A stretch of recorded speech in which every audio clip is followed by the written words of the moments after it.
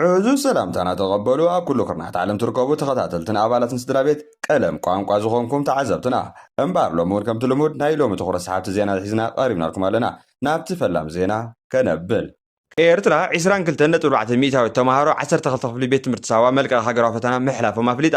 ሚኒስትሪ ትምህርቲ ኤርትራ ውፅኢት ሃገራዊ ፈተና 12 ክፍሊ ቤት ትምህርቲ ሳዋ ናይ 2025-2026 ዓመተ ትምህርቲ መልቀቅ ሃገራዊ ፈተና ካልኣይ ደረጃ ትምህርቲ ብሓምለ 22 ብወግዕ ኣፍሊጡ ኣሎ بمسرت دايركتور ماكلاي فتنا درجات دكتور بسرات قبر ذهب حبريتا كابتوم 21,591 فتنا زوسر تمهارو 4,831 نزم مالت 22 نت ب 400 تاويت ناب ديجرين دبلومان زوت محلف نت برخيبهم كبليو حابيرو كابتوم فتنا زوسر تمهارو قطر دك انستيو مس قطر دك تبعاتيو دارغا معرب مخان زغلصو دكتور بسرات نتوم زحلف تمهارو اب كولجاتن بتغهات كمهارو ممرحيتات تكلات متكخوتلون اتحساسيبو نتوم محلف نت بزيرو خبو تمهارو دما تسفا خيقرصون ناي مويا تمرت بتغهات ككتاتلون زقصل هاغراو فتنا كدالوني تمحصينو يخون جن إتا أبايتا زول حقي بزحات زيكاتات تكالا سوا أو مسالاتن كم زغل سوا دحر مودا هاغراو مرقق فتنا بزيكا وحدات ناي مدغام عدل زرخوبن كالوت اب سفرالي زركابم موياتات زصمبرون اتوم زبزحو كابزوم اساس 800 ميتاوت نابتي ገደብ ግዜ ዘይብሉ ጉድድ ዕስከርና ከም ዝኣትውን በዚ ምክንያት ድማ ኣደዳ ማእሰርትን ስደትን ካልእ መንግልታዕን ከም ዝኾኑ ይዝሕበር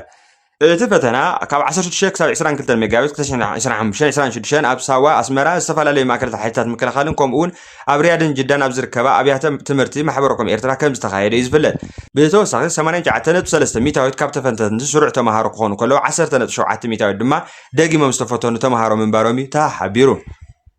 መንግስት ኢትዮጵያ ኣብ ሱዑድ ዓረብ ኣብ ጽንኩር ኩነታት ዝርከቡ ዜጋታት ጉዳይ ብቀረባ ንከታተሉና ክብል ገሊጹ ሚኒስትር ጉዳያት ወጻኢ ኢትዮጵያ ኣብ ሱዑድ ዓረብን ኣብ ከቢድ ሕጋውን ሰብኣውን ጸገማት ዝርከቡ ኢትዮጵያን ዜጋታት ብፍላይ ድማ እቶም ናይ ሞት ፍርዲ ተበየነሎም ዝተባሃሉ ዜጋታት ብቀረባ ንከታተሉ ኣለና ብባል ምዝምርኮቶም ሰበስልጣን ሱዑድ ዓረብን ቀጻሊ ዲፕሎማስያዊ ዘተን ይካየድ ከም ዘሎ ብወግዓዊ መግለጺ ኣፍሊጡ እዚ መግለጽ ዝወፀ ኣብ ዝሓለፉ ወርሓት ብዛዕባ ኣብ ሱዑድ ዓረብ ኣብ ናይ ሞት ፍርዲ ሓደጋ ዝርከቡ ኢትዮጵያን ዝተፈላለዩ ጸብጻባት ድሕሪ ምውፅኦም እዩ ኣብቶም ጸብጻባት ብውሕዱ 65 ኢትዮጵያን ምስ ጉዳይ ጸፋር ዝተኣሰረ ገበን ናይ ሞት ፍርዲ ከም ዝጽበዮም ተገሊጹ ነይሩ ብተወሳኺ ሁማን ራይትስ ዎች ኣብ ዘውፅኦ ጸብጻብ ሱዑድ ዓረብ ኣብ ዝሓለፈ ዓመታት ብዘይገበነ ጎነፃዊ ገበናት ብፍላይ ምስ ጸፋር ዝተኣሰሩ ጉዳያት ብዙሓት ወጻእተኛታት ብሞት ከም ዝቐፅዐት ገሊጹ ነይሩ እቲ ትካል ከም ዝበሎ ኣብ መብዛሕትኦም ጉዳያት እቶም ተኸሰስቲ ግቡእ ሕጋዊ መስርሕ ናይ ምክልኻል ዕድልን ኣይረኸቡን ክብል እውን ከሲሱ እዩ እቶም ጸብጻባት ከም ዘመልክቱ ኣማኢት ኢትዮጵያውያን ኣብ ኣብያተ ማእሰርቲ ሱዑድ ዓረብ ከም ዝርከቡን ካብኦም ድማ ልዕሊ 200 ዝኾኑ ኣብ ቤት ማእሰርቲ ካሚሽ ሙሻይት ናይ ሞት ፍርዲ ተበይኑሎም ይጽበዩ ከም ዘለዉ ምንጭታት ጠቒሱ ይሕብር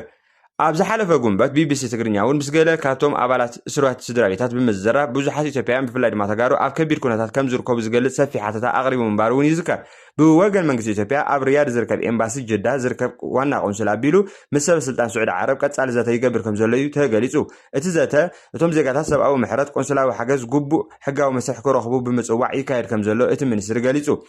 መንግስቲ እቲ ዲፕሎማስያዊ ጻዕሪ ገለ እወንታዊ ውጽኢታት ኣምጽኡ ከም ዘሎ እኳ እንተገለጸ እንታይ ዓይነት ውጽኢት ከም ዝረኸበን ብዝርዝር ግን ክሳብ ሕጂ ኣይተገለጸን ከም መግለጺ ሚኒስትር ጉዳያት ወጻኢ ክሳብ ሕጂ ብድምር 1971 ኢትዮጵያውያን ብንጉሳዊ ምሕረት ሱዑድ ዓረብ ካብ ሕጋዊ ቆጽዓት ተጠቀምቲ ብምዃን ከም ዝወጹ እቶም ዝተረፉ ዜጋታት እውን ፍታሕ ንኽረኽቡ ጻዕሪ ከም ዝቐጽል ዘሎ እዩ ኣረጋጊጹ ቤት ምኽሪ እስላማዊ ጉዳያት ትግራይ እውን ብወገኑ ነቲ ታሪኻዊ ምትእስሳር ምድሪ ሓበሻን ሱዑድ ዓረብን ብምጥቃስ መንግስቲ ሱዑድ ዓረብ ነቶም ኢትዮጵያውያን ሰብኣዊ ምሕረት ገይሩ ናብ ዓዶም ብሰላም ክመልሶም ጻውዒት ኣቕሪቡ ነይሩ እዚ ጉዳይ ካብ ሕጋዊ መስርሕ ንላዕሊ ናይ ሰብኣዊ ህይወት ዲፕሎማስያዊ ዝተኣሰረ ዓብ ፈተና እዩ ኢትዮጵያ ኣብ ቀጻሊ ዲፕሎማስያዊ ጻዕሪ ከም ዘላ ትገልጽ እኳ እንተኾነ ንቤተሰብቶም እስራት ዘረጋግጽ ዝርዝር ሓበሬታ ዝህብን ውጽኢትን ክሳብ ሕጂ ኣይተገልጸን ብተወሳኺ ዝተፈላለዩ ሰብኣዊ መሰላት ትካላት ሱዑድ ዓረብ ኣብ ጉዳይ ናይ ሞት ቅፅዓት ኣህግራዊ መለክዕታት ክትክተልን እቶም ተኸሰስቲ ድማ ፍትሓዊ ሕጋዊ መስርሕ ክረኽቡን ቀጻሊ ጻውዒት የቕርቡ ምህላዎም ይፍለጥ ሄኖክ ሙሉ ብርሃን ኣብ ቻይና ድሙቕ ዓወት ኣመዝጊቡ ቢንያም ግርማይ ድማ ኣብ ዙር ፈረንሳ ናይ ቀጠልያ ማልያ ቃልሱ ይቕጽል ኣሎ ኤርትራዊ ፕሮፌሽናል ተቐዳዳማይ ብሽክለታ ሄኖክ ሙሉ ብርሃን ኣብ ቻይና ዝካየድ ዘሎ መበል 23 ዙር ቺንጋሃይ ሊግ ኣብ ሳልሳይ መድረኽ ቀዳማይ ብምውፃእ ንጋንቱ ኣስታና ካዛኺስታን ኣገዳሲ ዓወት ኣመዝጊቡ ኣሎ እዚ ዓወት ንሄኖክ ብውል ቁጥራይ ዘይኮነስ ኣብ ዓለም ለኻዊ መድረኽ ኤርትራዊ ውድድር ብሽክለታ እንደገና ዝያዳ ቃልቦ ንኽረክብ ዝሕግዝ ዓወት እዩ ተባሂሉ እቲ 202 ኪሎ ሜትር ዝንውሓቱ መድረኽ ካብ ዱላን ናብ ጎይደ ዝተኻየደ ኮይኑ ብምድራዊ በራኽን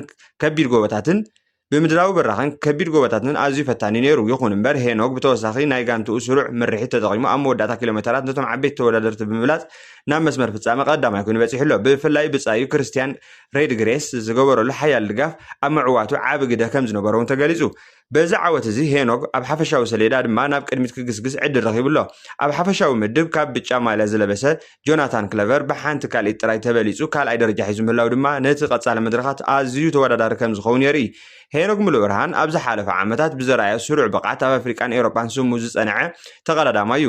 ን2022-2023 ሻምፒዮን ኣፍሪቃ ብምዃን ታሪክ ዝሰርሐ ዝተቐዳዳማይ ኣብ 2023 ዙር ሩዋንዳ ሓፈሻዊ ዓወት ብምዝጋብ ድማ ኣብ ዓለም ለኻዊ ማሕበረሰብ ብሽክለታ ዓብ ኣቐልቦ ከም ዝሰሓበ ይዝከር ብድሕሪኡ ናብ ኣስታና ካዛክስታን ምጽምባሩ ኣብ ከበድቲ ውድድራት ዝያዳ ዕድል ከም ዝረኸበ ድማ ይርአ ኣሎ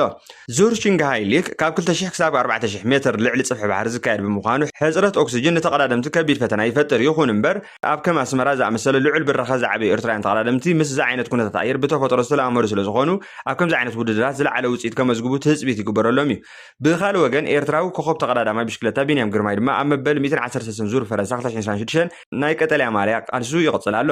ቢንያም ኣብ ዝዓወት እዚ ምስ ሓዳስ ጋንቱ ብምውዳር ኣብ ናይ ቅጽበታዊ ውድድር መድረኻት ስሩዕ ብቕዓት ብምርኣይ ነጥብታት ይክብ ኣሎ ሽሕ እኳ ኣብዚ ክሳብ ሕጂ ዝተኻየደ ውድድር ናይ መድረኽ ዓወት እንተዘይረኸበ ኣብ ናይ ነጥቢ ሰሌዳ ግና ብቐረባ ነቲ ቀዳማይ ደረጃ ዝሓዘ ተቐዳዳማይ ይስዕቦ ምህላው ግን ቀሊል ዓወት ኣይኮነን ኣብዚ ሕጂ እዋን ኤርትራውያን ተቐዳደምቲ ኣብ ዝተፈላለዩ ዓለም ለኻዊ ውድድራት ዘርእይዎ ዘለዉ ብቕዓት ኤርትራ ኣብ ዓለም ብሽክለታ ዘለዋ ስፍራ ዝናሓየለ ምዃኑ የረጋግጽ ሄኖግ ሙሉእ ብርሃን ኣብ ቻይና ዘመዝግቦ ዘሎ ዓወት ቢንያም ግርማይ ኣብ ዙር ፈረንሳ ዘርእዮ ዘሎ ተወዳዳርነት ኤርትራ ኣብ ሓደ እዋን ክልተ ዓበይቲ ዓለም ለኻዊ ውድድራት ብኽብሪ እናተወከለት ምህላዋ ዘርኢ እዩ ድማ ተባሂሉ ኣብ ዝቕፅሉ መድረኻት ሄኖግ ኣብ ሓፈሻዊ ምድብ ናብ ዝለዓለ ደረጃ ክድይብ እንከሎ ቢንያም ድማ ነታ ቀጠልያ ማልያ ንምምላስ ዝገብሮ ዘሎ ቃልሲ ኣብ ቀጻሊ መድረኻት ኣዝዩ ተጣባቂ ክኸውን እዩ እዚ ድማ ንኤርትራ ውድድር ብሽክለታ 2026 ሓደ ካብቶም ዝበለፁ ዓመታት ክገብሮ ዝኽእል ናይ ዓወት ምልክት ምዃኑ እዩ ዝሕበር ዘሎ ኣብ ኣዲስ ኣበባ ዝተፀውዐ ሰላማዊ ሰልፊ እቲ ዝቕፅል ፖለቲካዊ ኩነታት ትግራይን ኣብ ኣዲስ ኣበባ ቤት ምክሪ ሰላም ለውጥን ትግራይን ተባሂሉ ብጉዱሳት ተጋሩ ፖለቲከኛታትን ውድባትን ዝተጣየሰን 11 ሐምለ 2018 ዓመተ ምህረት በቆፃፀራ ገዛ ኣብቲ ሁሉ ኩነታት ትግራይ ኣድሂቡ ሰላማዊ ሰልፊ ክካየድ ፃውዒት ቀሪቡሎ ብመሰረት መግለፂ እቲ ሰልፊ ኣንጻር ግፋ መናእሰይ ዘይሕጋዊ ኣዋጅ ሞትን ከምኡ እውን ንሕወሓት ንምቋም ዝዓለመ ምዃኑ እቲ ዝግበር ሰልፊ ተፈሊጡሎ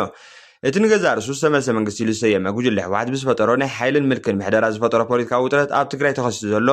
ዝተባሃለ ፀገማት ናብ ዓለም ለኻዊ ማሕበረሰብ ኣቓልቦ ንምስሓብ ዝዓለመ ምዃኑ እቲ ዕላማት ሰልፊ እውን ተገሊጹሎ ኣብዚ ግዜ እዚ ትግራይ ኣብ ዝተሓላለኸ ፖለቲካውን ፀጥታውን ኩነታት ትርከብ ኣላ ድሕሪ ስምምዕ ፕሪቶርያ ገለ ጉዳያት እናተፈትሑ እኳ እንተኾኑ ከም ምምላስ ተፈናቐልቲ ምምላስ ዘይተመልሱ ግዛእታት ፖለቲካዊ ምትእምማን ፀጥታን ዝምልከቱ ጉዳያት ክሳብ ሕጂ ኣዘራርባ ኮይኖም ይቕፅሉ ምህላዎም እዩ ዝፍለጥ ኣብ ተመሳሳሊ ግዜ ኣብ ማሕበራዊ መራኸቢታት ኣብ መግለፂታት ዝተፈላለዩ ጉጅለታትን ብዛዕባ ምልመላ መንስያት ምንቅስቓስ ህዝብን ፀጥታዊ ፀገማትን ብዙሕ ክስታት ይቐርቡ ኣለው ይኹን እምበር እዞም ክስታት ኣብ ብዙሕ ኣጋጣሚ እቲ ብጎነፃዊ ሓይሊ ዝተመልሰ ምሕደራ ጉጅለ ሕወሓትን ክነፅግዎ ኣብ መሬት ዘየለ ሓሶት ብምባል ከም ፖለቲካዊ ኣሻጥር መግለፂ ክህብሉን እዮም ዝረኣዩ እቲ ሰላማዊ ሰልፊ ኣብ መንጎ ህዝብን መንግስትን ገዛኢ ጉጅለን ካልኦት ውድባትን ተፈጢሮም ዘለው ዝተፈላለዩ ፖለቲካዊ ተሓስባን ርእይቶታትን ሓሳባትን ዘንፀባርቑ እዮም ተባሂሉ ኣሎ እዚ ከዓ ኣብቲ ዞባ ዘሎ ፖለቲካዊ ምትፍናን ገና ከም ዘይተፈትሐ ዘርኢ እዩ ንሎሚ ዝበልናዮም ምንጭ ዝፁ ሓበሬታና ዝኾኑ ዜናታት እዚኦም እዮም ነይሮም ኣብ ቀጻሊ ብተመሳሳሊ ሓበሬታ ክሳብ ንራኸብ ሼር ላይክ ሳብስክራይብ ምግባር ኣይትረስዑ ዘለኩም ርእይቶ እውን ኣብ ኮሜንት ሴክሽን ኣቕሙጡልና ወደ ሓንኩም